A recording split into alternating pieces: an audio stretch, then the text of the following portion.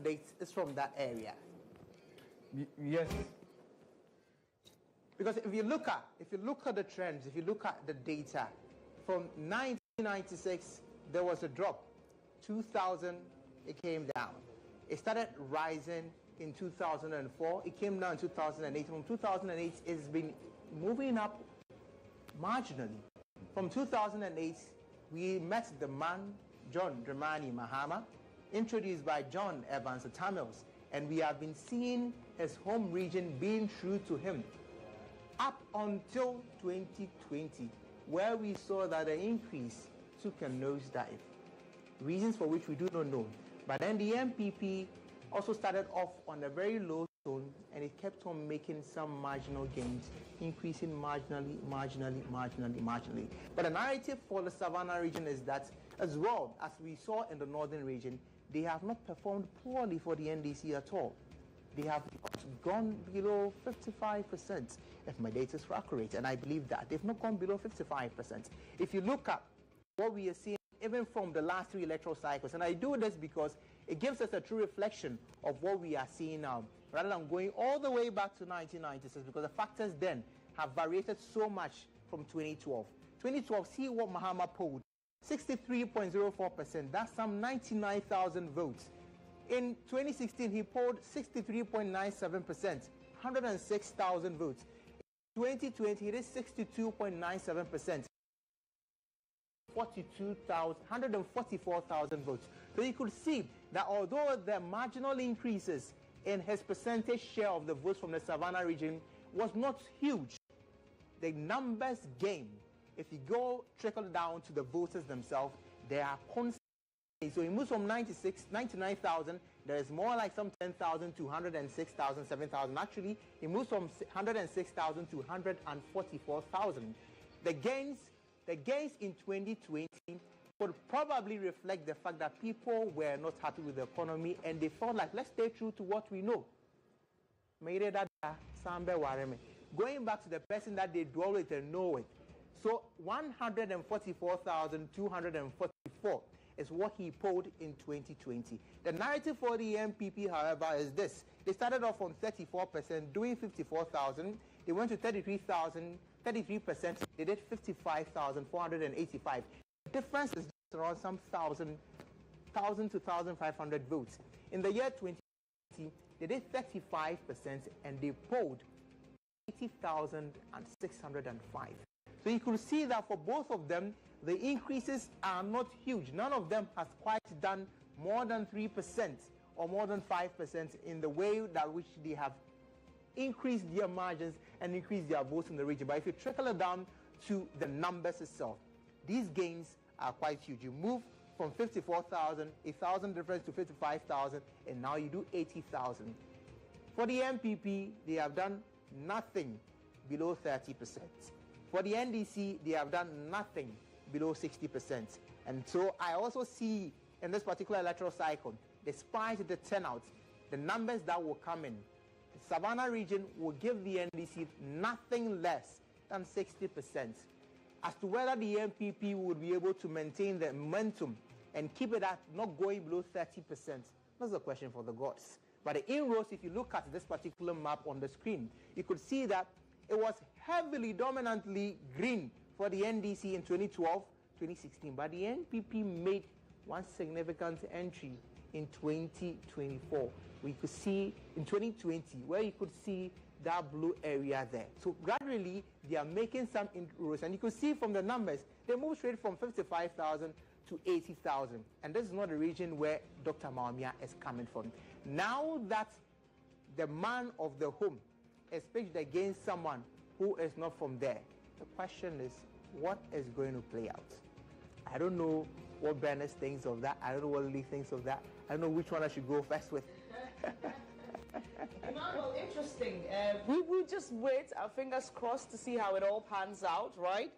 But we're talking about the numbers because this is the time we're expecting the figures to start coming in. There are concerns, genuine ones, that the process is taking a little too slow. It's not what was expected, considering that the voter turnout was quite low. So polling station results were counted. Most of them by 7:38 were done. So the big question is, what is causing the delay? Why are we seeing such a slow progress, Ibrahim? We have a man on the ground. They've been telling us what's happening. Is it a slow but sure, or slow but tensions? So I don't know how you describe it. Yes, but we are all looking forward to the results trickling in faster than we are witnessing. But trust me, it's a mind game. The politicians, those who wield the power to control the way the results flow, are controlling it. It's always been the case. Now, the polling station results are intact. They are done. They are announced, right?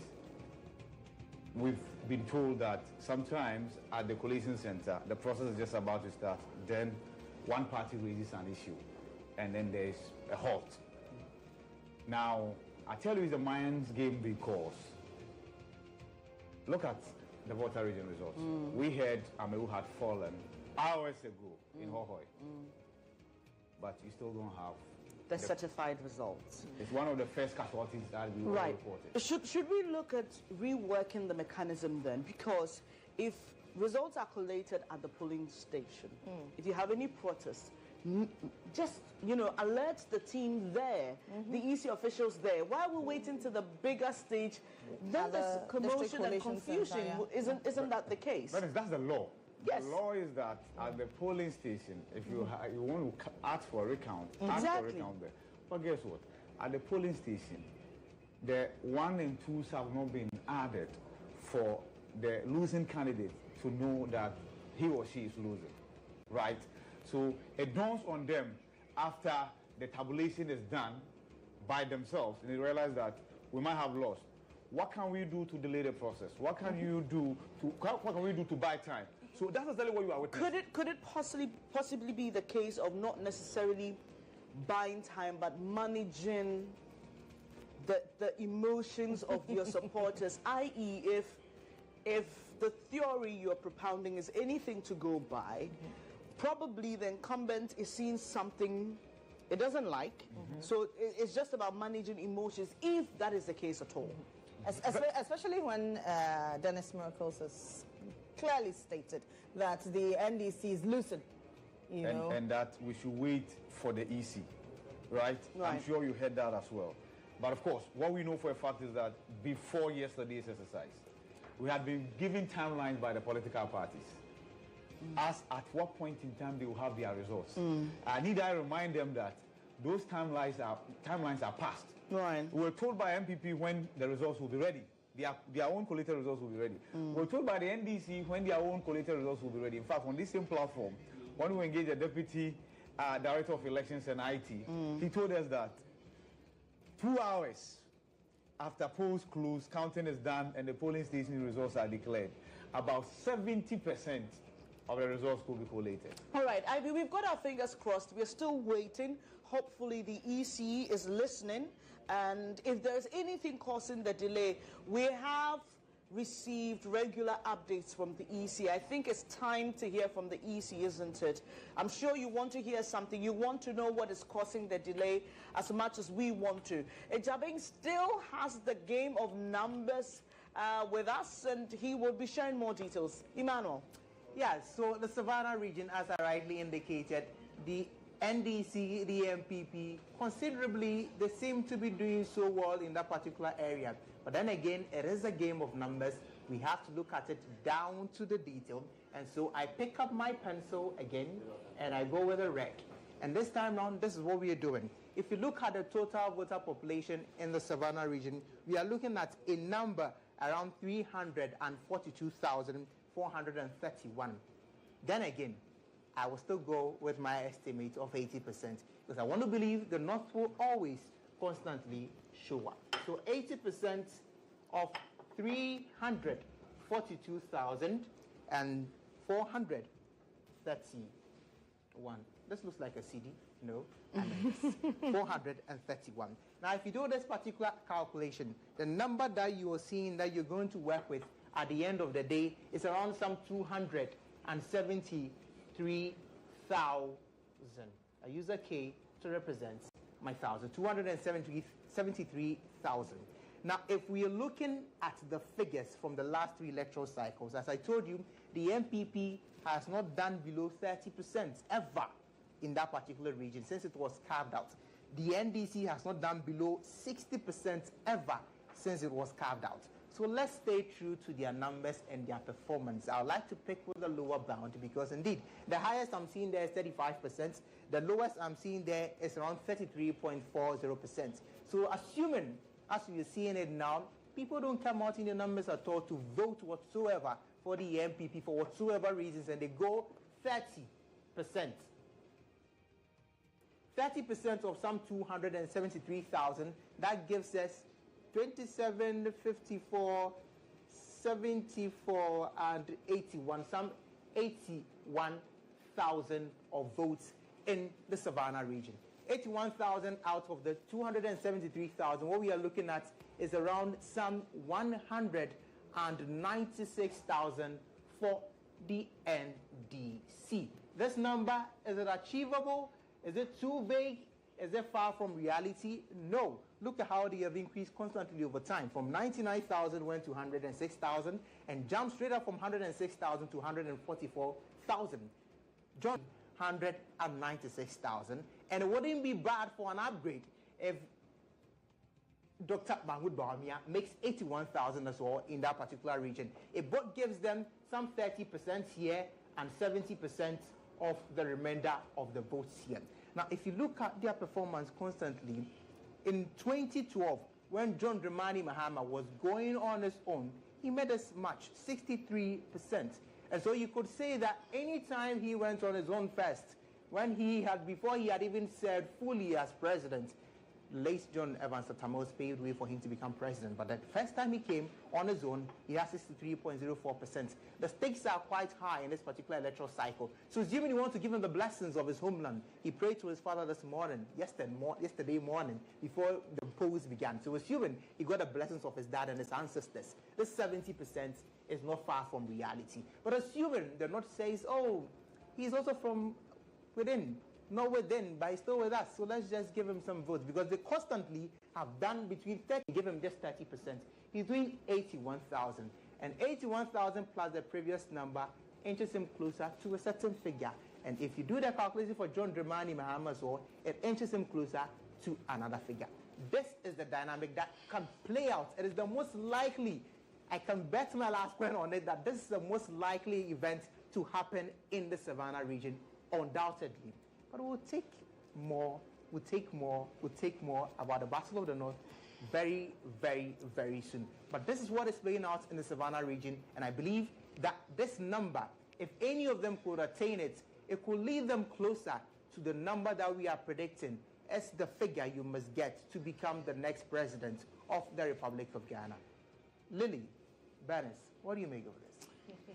Well, exactly what we've been saying, right? It's the game of numbers, and we are waiting for the numbers. Some of you have gotten very interactive with us. We'll come back shortly after this to hear what you have to say.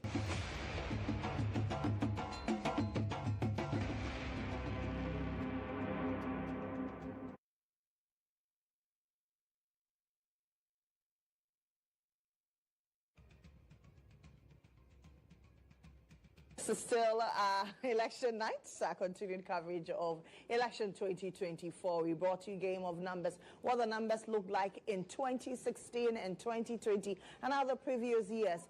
But what do the numbers look like in 2024? Already the main contenders parties have said that, well, our supporters go out there and police the collation centers. Right. Make sure that our numbers are right. But why are the numbers slowly trickling in? Quite an interesting one. We don't know, and like I said, it'll be a good time to hear from the Electoral Commission. And some of you have been very interactive on our Facebook pages. Emily Crum says, what do we need to raise tension with numbers? The numbers will be out soon, however, and whoever becomes president, that wouldn't change the fate of Ghana, she believes. Felix Nana Kwame Ahenkra said he believes that a certain party wants to manipulate the figures. And Interesting comments that we have there. But keep the comments coming through on Facebook and on YouTube. And we've also heard from some NDC persons who are requesting that the EC officials announce the results, especially at the constituency level, as soon as possible. Lily.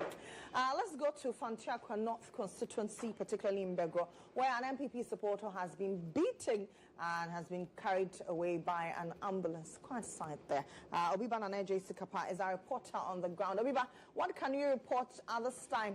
What's the state? Do you know the state in which this particular supporter is in, and what accounted for he being beaten up? All right, thank you. I think for his state, he's quite okay now. And what caused his beating was that he was entering the coalition center, and the the NDC supporters thought that he might be carrying foreign material to the coalition center, so they would have allowed him to enter, and that caused his beating. So they were trying to prevent him from entering the coalition center, and they beat him up. So he was carried away by the ambulance to the hospital, and then I think he's okay because he has been retained, and then has been also supported by the armed forces, and then the Ghana police entered the police center. He just entered, just came back, and then had his way to enter to the police center. So he just entered the police center as I was holding on the line. So that is what is happening. But it has been quiet holding over here. There are lots of supporters over here, both the NPP and then the NDC. But most importantly, especially the NDC are here in their numbers, trying to prevent their vote according to them. They are saying that they are waiting until the EC to declare the result by the close of 2 a.m. So if the result is not closed by 2, it's not declared by 2 a.m., then they are going to find their way into the coalition room. Okay. On the ground, Obiba Naneje Sikapa telling us why an MPP supporter was beating in the Fantiakwa North constituency, particularly in Begro. He was carried away in the famous one constituency, one ambulance. Yeah, so that the ambulance for the constituency carried the NPP supporter. Quite interesting there. Really, very interesting constituency. I've done some numbers about seats that were won or lost by less than 500 votes. And this is one of them. And Fantiakwa North happens to be one of them. Of course, it's now been contested by Arafat, of course, who's the incumbent MP, lost the party's primary. And so Duke Furiata is the one who is representing the NPP now in the constituency. So that explains why the NDC is quite keen on that constituency. This is a constituency in the eastern region, which largely, that part of the region is a stronghold of the NPP, but the NDC has made inroads, specifically in Fantiakwa North. That explains what we're witnessing. But kudos to the security officers there who manage the situation. Right, and IB, we are receiving some exclusive information. We know that in the EC strong room, the presidential candidates have access. Yes. They have reps who also have access. Observer groups are there. Yes. Our own men and women are on the ground in the EC strong room. We are yet to hear of any certified collated constituency result, but we understand that the former president, who is the NDC's candidate, has had access to the strong room. Well, that will not be surprising because when Madam Jane Mensah spoke to the media early part of yesterday, she had mentioned that the presidential candidates are allowed access. National executives, yes. various observers, and including the media as well. Most definitely. What I have will be footages and images of the former president in his own coalition room. Okay. And the screens displayed there what figures. His own coalition room. Right. Thanks for the clarification. Yes, his own coalition room. And of course, his team has decided to put this out. And usually they do that when they are very confident of the figures they are getting. Like I said, all the political parties today we can see have invested heavily in these systems to ensure that they are able to also know in real time what's happening on the ground. And of course, NDC will know better about these things because for the past 8 years, the party has become more or less like, I won't say some part of a joke because the cliche is that the party has never been able to collate its own results. Right. So you can understand why these images will surface. So that is the strong room of the NDC with the flag bearer in there. It's some 10 minutes to 2 a.m. Election has officially ended. We're waiting to hear certified results. We're waiting to see proper collation happen in the EC strong room.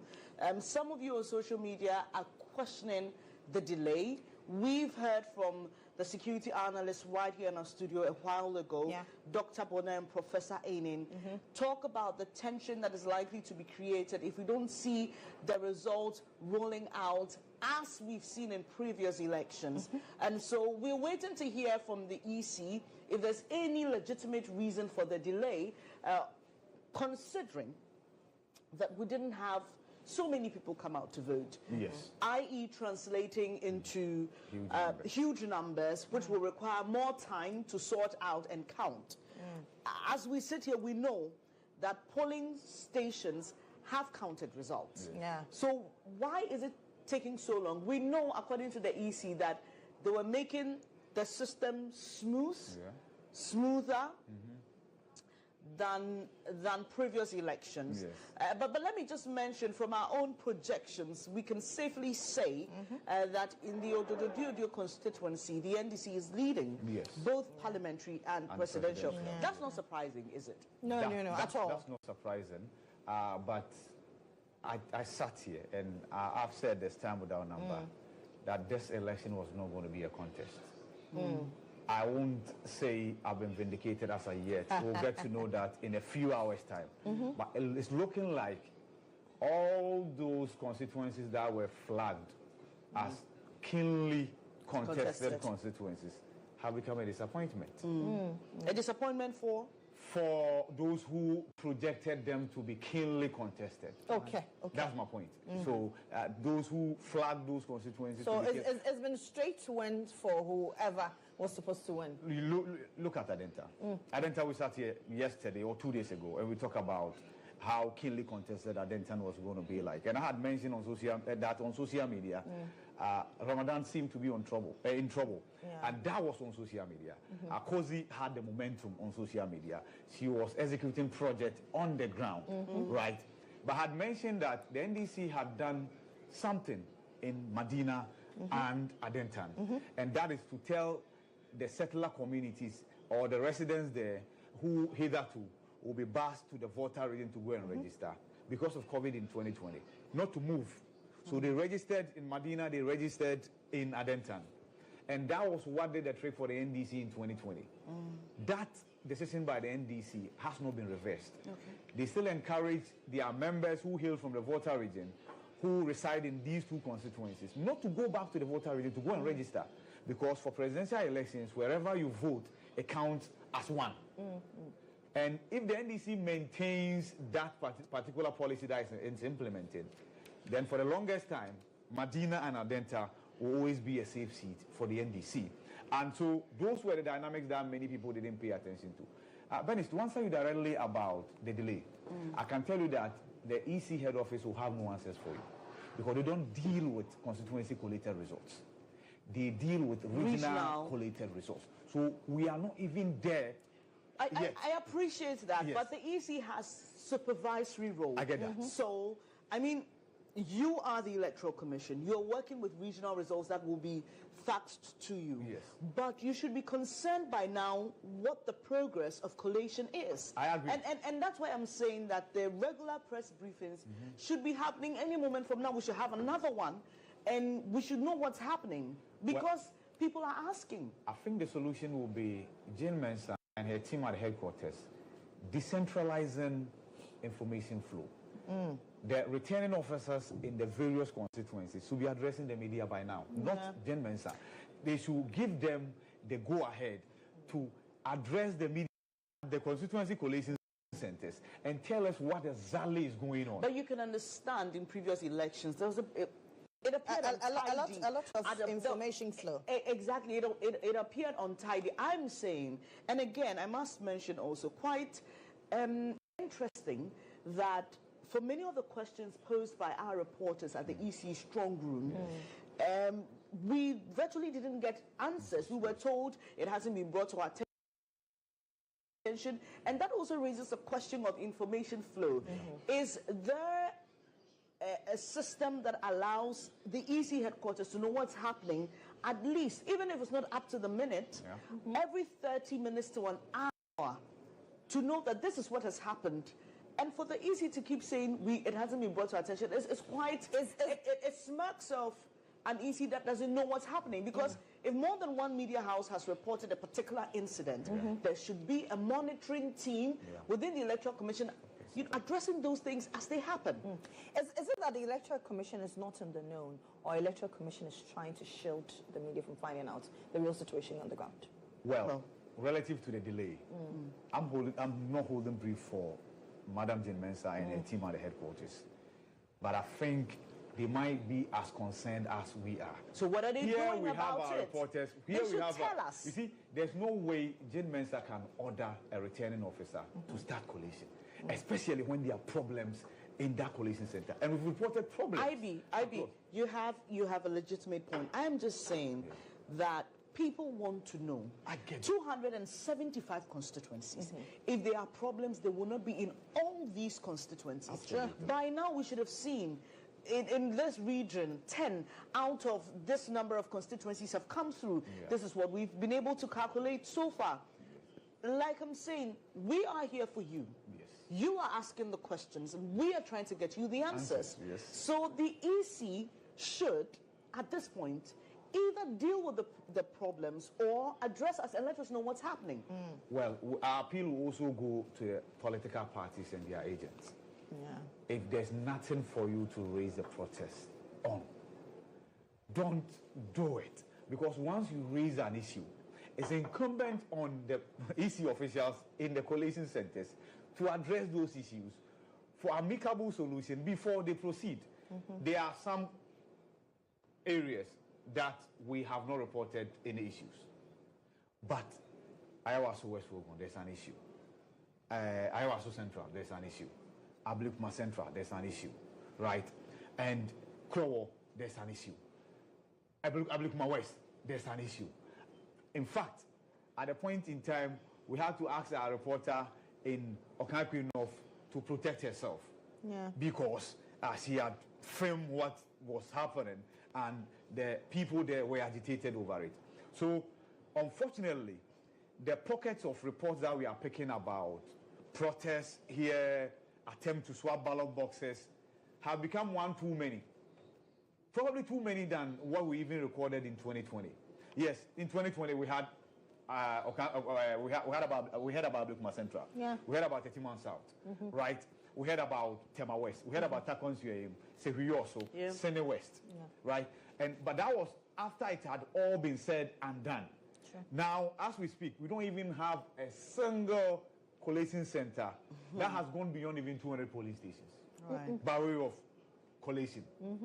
And that's a problem. But I'm telling you that it's deliberate. Let's allow viewers to also know that this is deliberate. It is just the players in the sector buying time. So just brace yourselves. In hours' time, maybe, because the EC has actually announced, I will have wished the EC never stuck out its neck to say that in 3 days' time, we'll have the results. It did.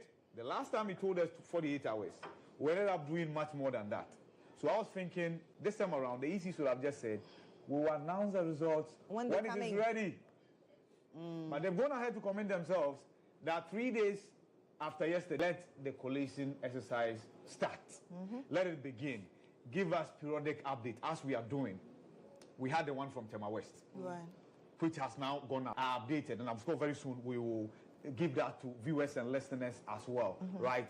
So, yes, collation is ongoing.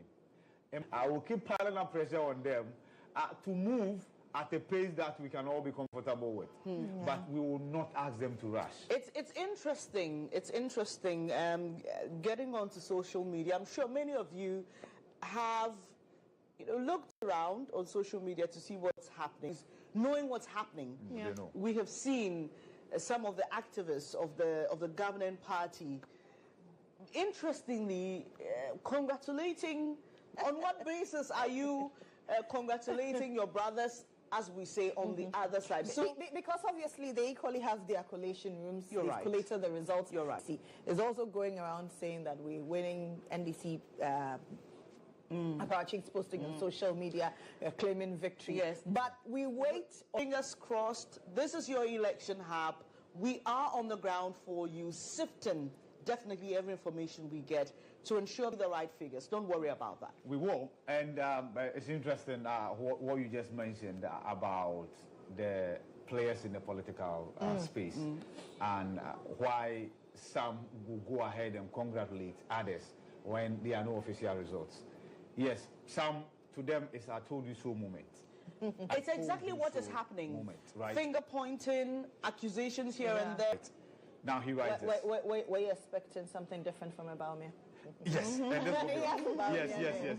We will live to fight another day. One thing is certain: it will be. I will be here to deal with Mahama 24/7 as an elephant, an NPP member. I love Ghana, and they may win, but Mahama is not my president. He will never be.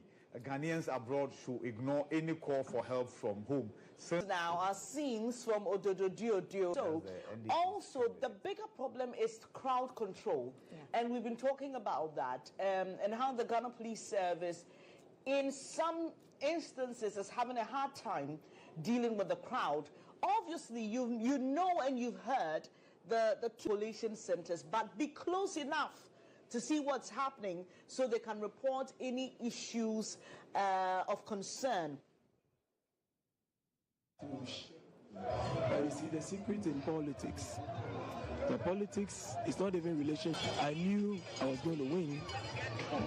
I just took it easy. I did what I had to do. People noticed my media presence wasn't too strong and people were worried. I kept telling them, look, it's like you are going to war. You don't let your strategy out there in the open for your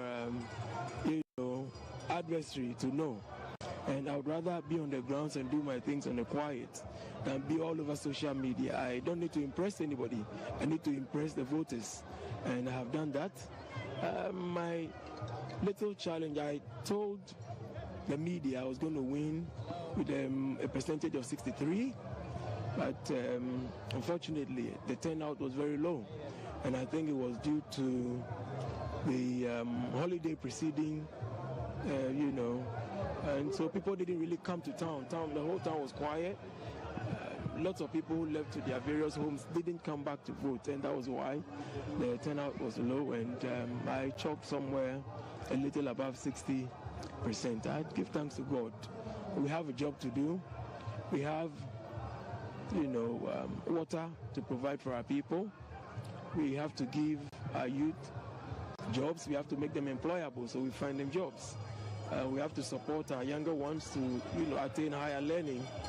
So the good old days where we used to have the best of medical doctors, best of engineers, lawyers, and what have you, will come back again.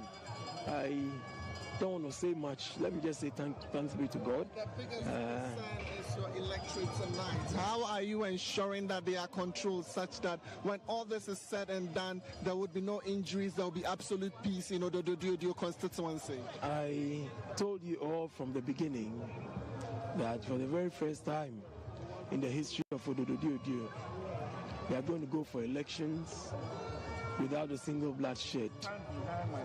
We are, my chairman, please come. My chairman, my proud chairman. And a big thanks to the former assembly member,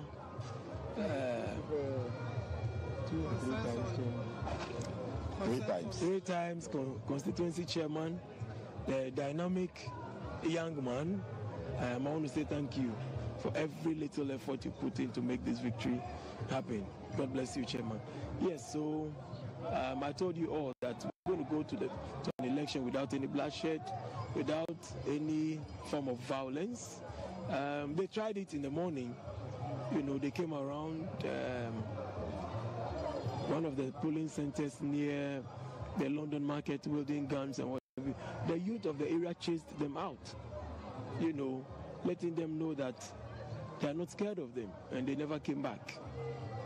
And I thank God for that.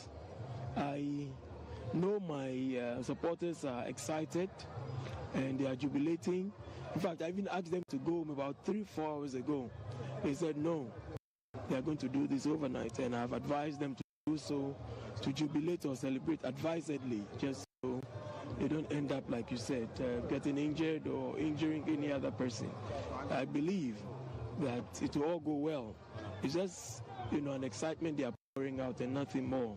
Nothing is going to happen. Honorable, what next after this sweet victory?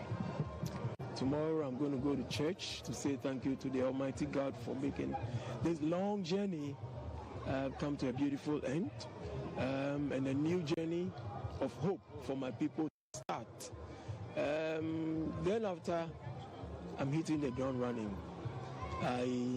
I'm going to do a lot of preparatory activities between now and 7 January, just so when we are sworn in, I start work. Just that. What will be the collaboration? Okay. What would be the collaboration between you and Nilante van der Poel? He's just the outgoing, you all belong to the same party, or you think his term is done, so you wouldn't have any relations with him? My intention is to unite the constituency. Me has been a big brother. I have served under him. I have learned a lot from him, and I know what it is that he has, and so I will consult him as and when. The relationship is very okay. We talk as and when, and I think that we'll work together. I'll tap from his experience and make sure I deliver better, because I learned what, you know, made him succeed, and I also saw the little mistakes that, you know, we are all not perfect, and I've learned from his mistakes, and I'm assuring you that something good is going to happen. We'll work together. So that's coming from the Ododo constituency. I must say again that these are results collated so far. We are yet to hear officially from returning officers, but when the numbers tell a story, you cannot deny it, can you, IB? We've been talking about the game of numbers. Kweku Timing is a man in Ododo, and he joins me. Kweku, is the crowd still there? We've seen some sort of self-declaration happening. Is the crowd satisfied? What exactly is happening?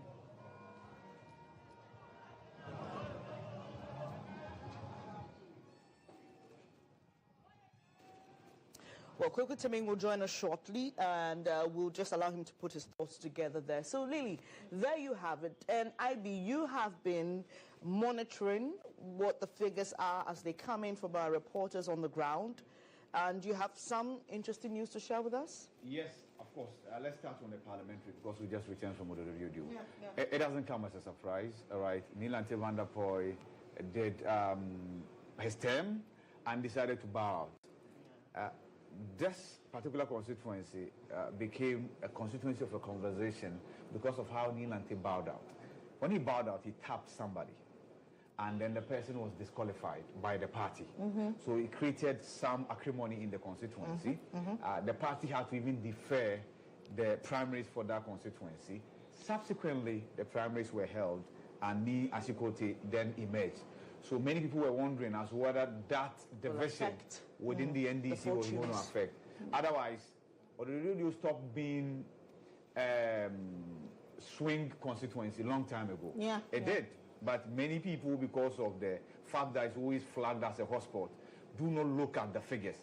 That constituency has stopped being a swing constituency. NPP held it at a point. Once they lost it to NDC, that was the NDC has continuously held on to it. Yeah, so the results from there doesn't come to me as a surprise. The NDC in the central region has provisionally gained more seats. In fact, the NDC is looking at 18 to 19 seats out of the 23 seats in the central region. That's a sweep. Now, Region, per the provisional figures, might have also given the presidency to the NDC. In 2020, what the Central Region did was the region has not just re-emphasized its caucus with the parliament side of the NDC. It has equally this time around decided to caucus with the NDC at the presidential level, per the provisional figures we are looking at, right? Some of